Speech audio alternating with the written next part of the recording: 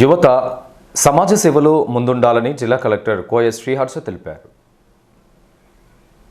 గురువారం జిల్లా కలెక్టర్ కోయ శ్రీహర్ష పెద్దపల్లి జిల్లా కేంద్రంలోని ట్రినిటీ ఫార్మసీ కళాశాలలో భారత్ దేకో అనే స్వచ్ఛంద సంస్థ నిర్వహించిన యూత్ ఫెలోషిప్ లెర్నింగ్ ప్రోగ్రాం ముగింపు కార్యక్రమంలో పాల్గొన్నారు. ఈ సందర్భంగా జిల్లా కలెక్టర్ శ్రీహర్ష మాట్లాడుతూ చదువుకుంటున్నటువంటి యువత సమాజ సేవలో భాగస్వామ్యం కావాలని, వారు నివసిస్తున్న గ్రామాలలో బడీడు పిల్లలకు ప్రతి వారం ఒకరోజు లేదా 2 రోజులు కొంత సమయం కేటాయించాలని సందర్భంగా కలెక్టర్ తెలియజేశారు.